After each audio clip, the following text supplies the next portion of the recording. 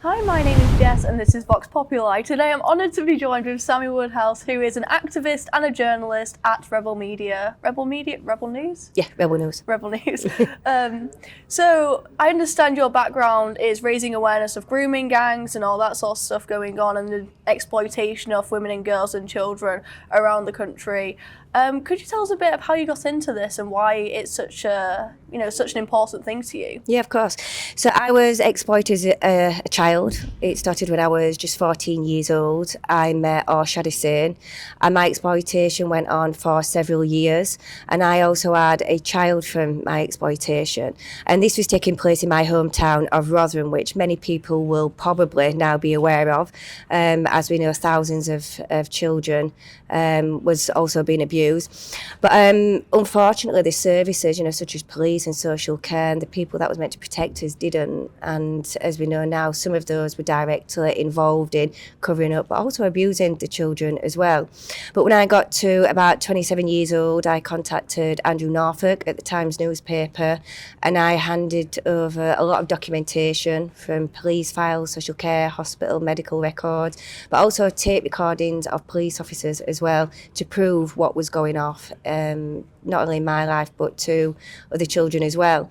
And that triggered a investigation called the Alexis J report, which showed there was a minimum of 1,400 children that had been groomed, abused, raped, trafficked, tortured, some even murdered, and the authorities turned a blind eye. But also opened up the criminal investigation, which is now known as the biggest criminal investigation in British history in regards to child rape.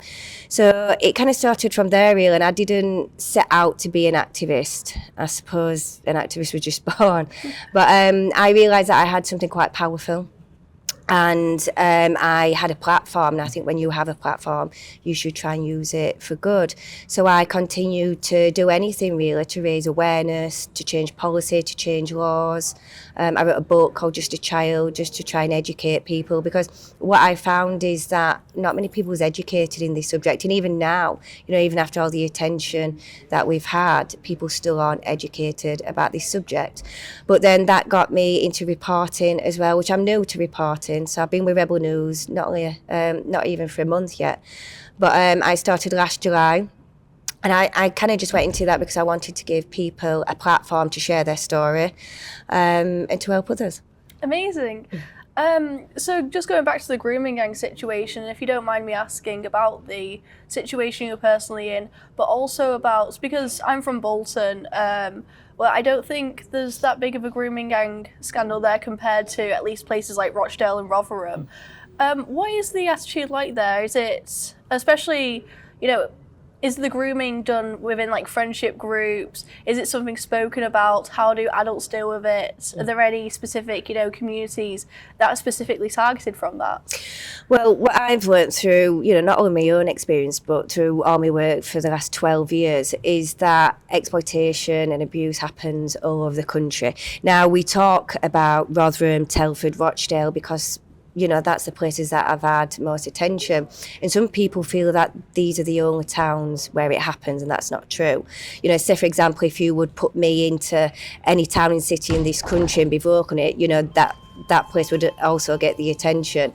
So this is something that's happening everywhere. And something different now that we have is online grooming. We didn't have Facebook and X and all these things when I was a child. So, kind of things are changing now. But if we look at places such as Rotherham, what the evidence showed is that majority of the victims were white, female, non-religious children. Majority of the offenders were Pakistani Muslim men. But as we know, people from all backgrounds, both genders, all faiths, are abused. And I think we focus more on little white girls. There's many boys that are being exploited throughout the country, and not just sexually exploited, but criminally exploited as well. So a lot of us, including myself, we was actually criminalised for being victims. And that's something else that I'm trying to raise awareness and change laws on. But I've also worked with different communities, so the Sikh community, In fact, it was the Sikh community back in 1970 that, was really highlighting this and saying, well, actually, Pakistani Muslim men are targeting Sikh girls as well. So, as well, I've spoken to people from the Pakistani community. They've been victims to this as well, and they've said, Sammy, we find this really hard to talk about because it could prevent us from being married and it'll bring shame to the family. So, unfortunately, there's been many children that have been victim to this and find it difficult for all different reasons to speak out. Why do you think it is predominantly Pakistani men targeting these, well, mostly, as you said, white girls? Well, from what I saw, they viewed us as, I suppose, just little white slags. But again, we weren't just white. One of my closest friends was a black girl. They viewed her exactly the same. And I think they kind of viewed us differently to them because we weren't Muslim. But again, I know Muslim children that was also abused. But they kind of see us as second class, I think. Yeah. One thing that I saw recently, because again, it's hard to get yourself into the mind of these people who justify it, let alone the people who actually do it. And someone sent me a video of, I think he was like a Muslim convert, and he was responding to the grooming gang scandal. And he said, it's not the fault of Islam, it's not the fault of the Muslims, it's the fault of the West. And I think that's particularly interesting considering we're at the ARC conference, the Alliance of Responsible Citizenship, where Western values and Western civilization has been promoted. I wonder, do you think there's any, merit to what he's saying? Is it Western hedonism that's the cause of it? Or is there something to do with Islam, perhaps, or that kind of culture? Yeah, I think there is, from kind of what I saw. And I think that, us as, especially as white, British children, we were viewed as little white slags that were just easy meat. So I think to them, we was easy targets. And I think there's been a lot of victim blaming. And I think as well, even if you look at the professionals, I've actually got tape recordings of police officers, and they were saying when I came forward, kind of 12 years ago, and they said, oh, well, you were just seen as lovesick teenagers.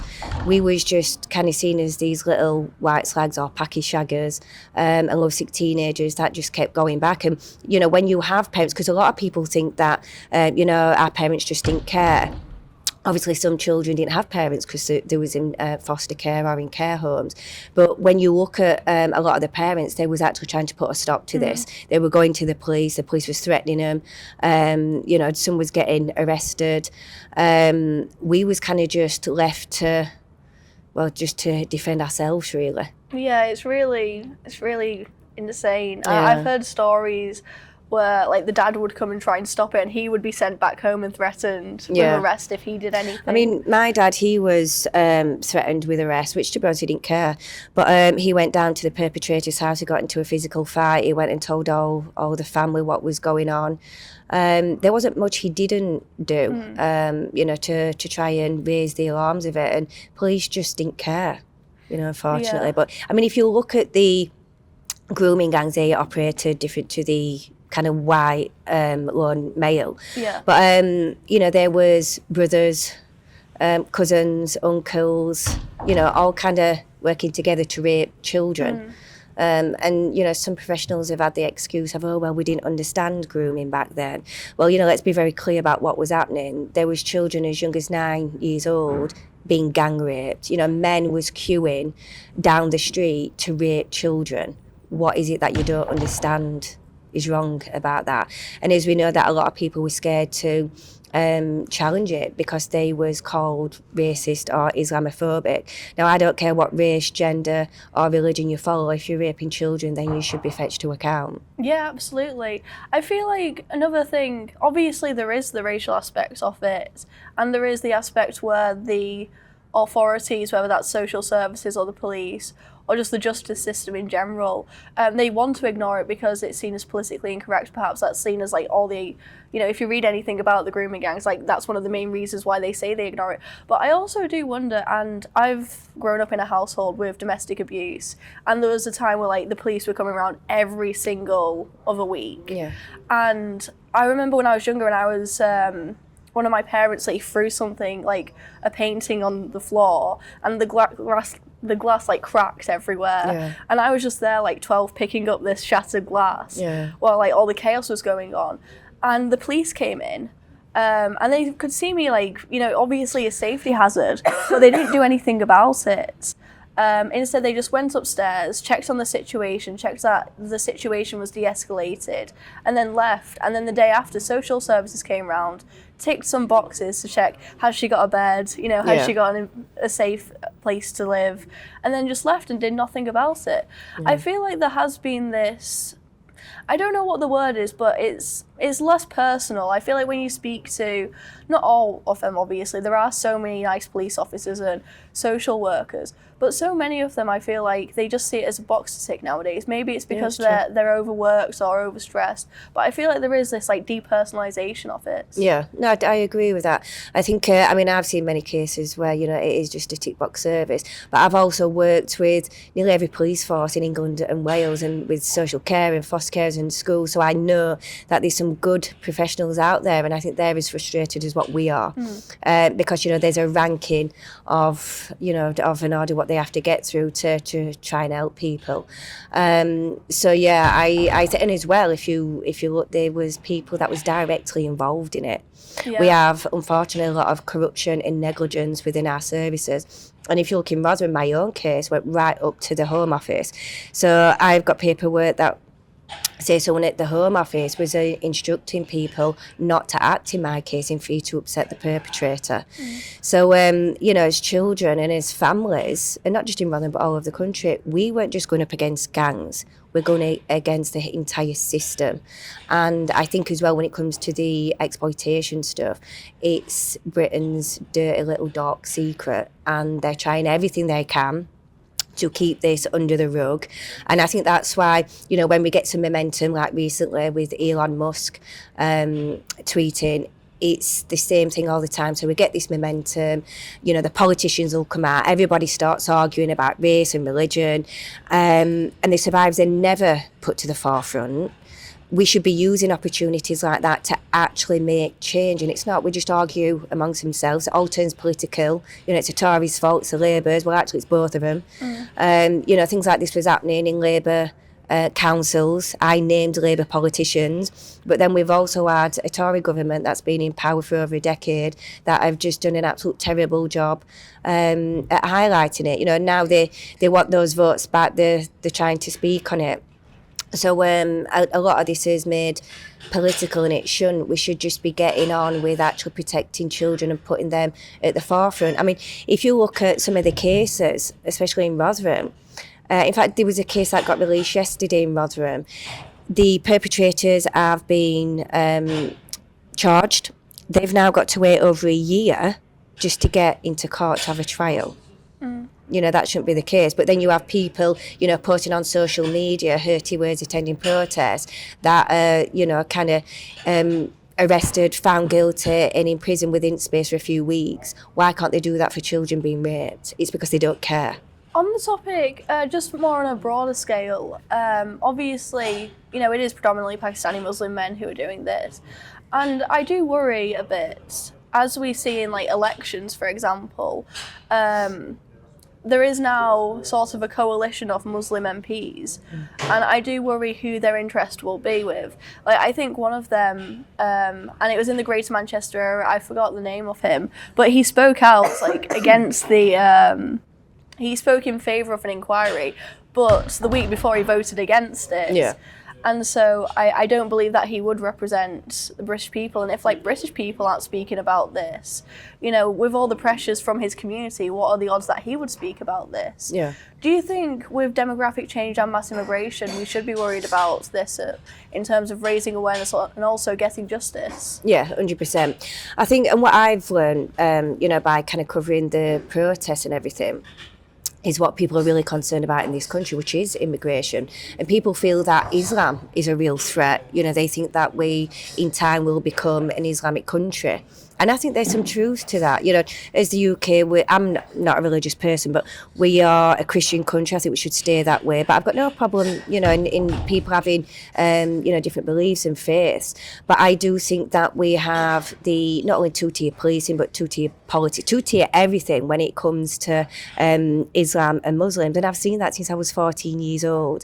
And people say, oh, you know, it's racism, it's Islamophobic. No, it's not. There's nothing wrong with, you know, wanting, you know, the best for your country, to be proud to be British. You know, we can't even wave our flag now without being called, you know, far right. I think the country's just a mess. And there's a lot of work to do, but I think that there is a real fear in, you know, Islam and Islam taking over the country and getting involved in politics. And yeah, to be honest, I don't think that some politicians do have our interests best at heart. You know, if you look at Keir Starmer and what's his face, Khan, yeah, two politicians I really dislike, but I don't think that they have the British people at the forefront. Do you think there's hope in the future? Do you think, considering, like we talked about, like with mass immigration making an impact, and especially again like in political senses, you know, we can't get a vote through now to have an inquiry. What are the odds it's going to be like in 10, 20 years' time? Do you have hope that the victims will be brought to justice? I don't think we'll ever get true justice. And the thing is, you know, when people are asking for this national inquiry, I mean, I'm interested to know what for them, a national inquiry looks like. So, of course, it could be different for everybody. But for me, it won't work just having one inquiry into everything. It'd take too long. It'd take decades. Everything would get lost. What you need to do is have an inquiry into every single council and police force in the country, but independent. You can't investigate yourselves, like we did in Rotherham. Now, what that will do is get the first step to truth, because what also you've got to remember is every town and city is different. You know, they've got different needs. But saying that, you know, that'll help people get to the truth. But there's already enough information and evidence that the government have to be putting into place. You know, we've had all the recommendations from all these inquiries and they've not been put in place. Why is that? They should be. But yeah, I do think we definitely need those inquiries into all the councils and the police forces. Well, amazing. Thank you so much for your time. It was a really great conversation.